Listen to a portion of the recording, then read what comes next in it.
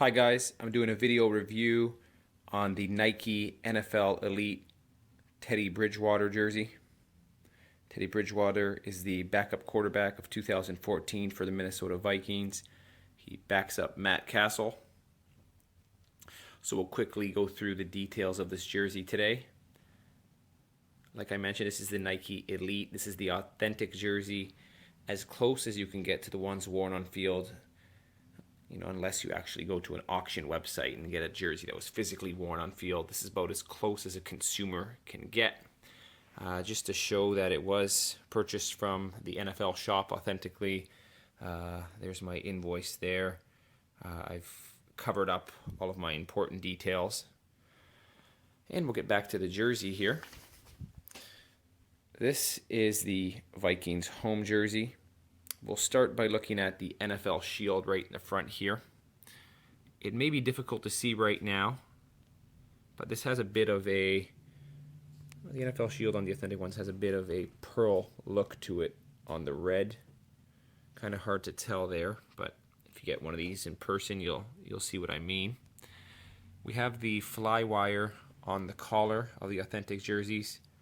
The purpose of the fly wire is to maintain the shape of the collar. I don't know how well that works. I won't actually test by ripping the collar or pulling at it to see if that's true. What's neat about the Vikings jersey is this inside the back collar design here.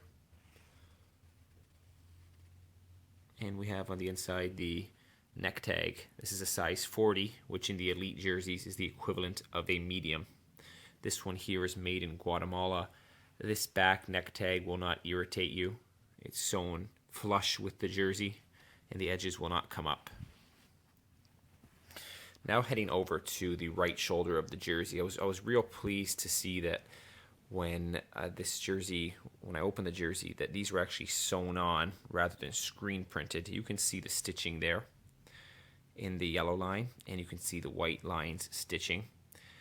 Now what's interesting about this is that this white lines texture is different than that of the rougher yellow texture, and the yellow texture is almost similar to that of the numbers and the letters on the jersey. Just a nice little touch to the jersey. You'll notice here the Nike swoosh is not embroidered into the jersey, but is in fact raised off and sewn on. Let's take a look specifically at the jersey's ventilation components. We have in the underarms here a perforated material. It is flexible material. It's perforated and quite heavy and rough. Seems to be very durable. This material repeats itself throughout the bottom front of the jersey, right here, and once again through the left underarm. In the midsection here, this material right here, it's a smooth but very thick four-way flex material, and it is also on the side panels. It's hard to see that it actually flexes. I can give it a pull here. There's a bit of spandex in it, it seems. Actually, why not just take a quick look here at the actual materials. I don't know if it'll come through for you, but it is 91% nylon and 9% spandex in the body, and 88% nylon and 12% spandex in the other regions. Let's take a look at the Vikings logo right here, the name piece. It is proportioned perfectly with the jersey. There are no loose threads, and it's very well done. Looking at the number 5 here, the Nike Elite jerseys have what Nike self-describes as a flex twill. I don't know exactly what's flexible about it aside from the fact that it bends. I don't really know the performance specifications of it. It is stitched onto the jersey. As you can see, it is a matte colored number. Unlike some of the knockoffs, you'll get a very shiny color. And this being the authentic, it is a matte color with a tiny bit of shine in it. Not much. Now what's different about the Vikings jerseys as opposed to a lot of the NFL jerseys is it's quite simple in that the numbers, as you see on the shoulders as well, are all single layered. they do not have three-dimensional font on the Vikings. There's the upper left shoulders, number 5, single stitched on as well. Now we'll turn this jersey over here to the Teddy Bridgewater nameplate and get a quick overview of the back. Now the letters are all individually embroidered on.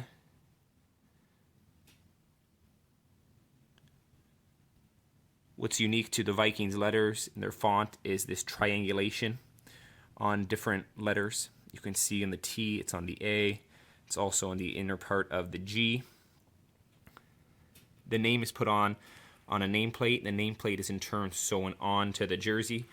Gives it that more authentic look because the players on the field actually have a nameplate with the name sewn onto it. The number 5 on the back of the jersey is significantly larger than that on the front. I will try to show that to you right now. We'll do an overview of the 5 on the front. And we'll flip the jersey over. Throw it down. Take a quick look at the 5 on the front. And I'll try to keep this in scale. And the 5 on the back. A little bit difficult to tell by video, but nonetheless the back number is larger than that of the front on the, at least this elite jersey.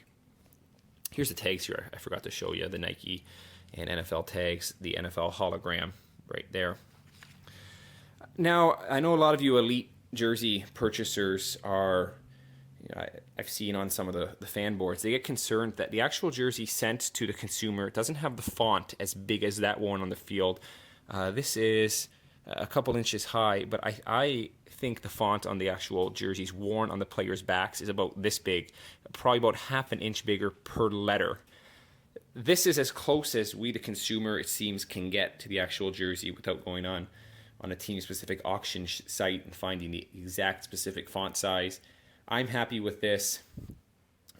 I mean, if you go on one of those auction sites, you're going to also notice that as opposed to these jerseys, the sleeves on the actual jerseys worn on the field are about this high.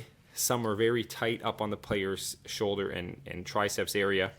You have to know, and if you don't already know, that the jerseys worn by the players are very highly customized to each player's specifications. So this here is as close as a fan can actually get. And in my opinion, I mean, you wouldn't want to wear the actual jersey the players wear on the field. It's got tight spandex throughout the midsection area here. It's custom sewn. The sleeves almost look like you're wearing a cut-off shirt because they ride so high. You'd look a little bit foolish sitting on your couch wearing something that's worn directly on the field and customized for high-speed play. This is the perfect balance between being a fan and wanting to get as close to what your favorite player wears. It's a great compromise overall. Also to mention, the players on the field's sleeve will actually have a little bit of tightly done spandex in here, and it's much different than this material from my research, but like I said, this is great. For those of you wondering about the fit of the jersey, this here is a size 40 as demonstrated on the jock tag. It is the equivalent of a medium for the elite jersey, so this would be a medium. I'm about 5'10", 195 pounds or so. It fits great. I'm a medium build, and it's a very stiff fitting jersey, which is wonderful, especially for the price you pay. You want a jersey that you can put on and feel that, hey, I got my money's worth. It's not chintzy material, it's not flimsy, and those who don't like the tight fit or the snug movement abilities inside a jersey probably won't like this jersey, and if they do want to purchase one, go maybe a size larger than you're used to. However, if you're wide and your height's not changing, the jersey's length will of course increase with each size you go up. And personally, I hate having the jersey hang down like a dress, so I'd recommend wearing it tighter above so you don't sacrifice an ugly long length down here hanging down to your knees. Let's take another overview of the jersey here. Get those details in.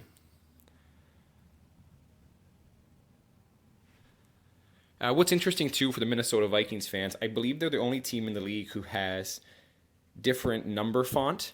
If you actually go ahead and get a jersey with a double-digit number, you'll notice that on the Vikings jerseys, the first digit will be a different stylized font than the second digit. You can't see it here, obviously, because Teddy Bridgewater just wears the number 5, and in that case, they use a standard number. But when you go into numbers like Adrian Peterson, 28, his number 2 on his jersey, right before the 8, will be a different font than the 8. Real interesting. I thought I'd throw that out to you, because I've never heard of anyone else doing that.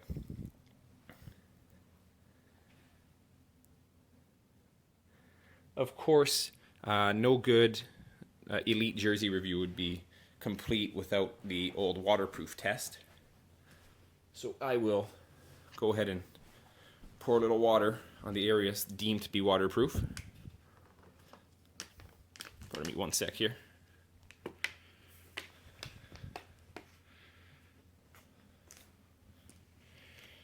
Okay, got my water, and the waterproofing is only on the spots that are not perforated.